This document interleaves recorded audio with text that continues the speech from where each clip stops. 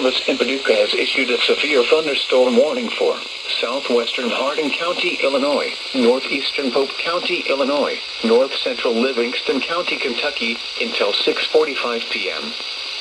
At 6:14 p.m., a severe thunderstorm was located near Golconda, or 20 miles south of Harrisburg, moving northeast at 15 miles per hour.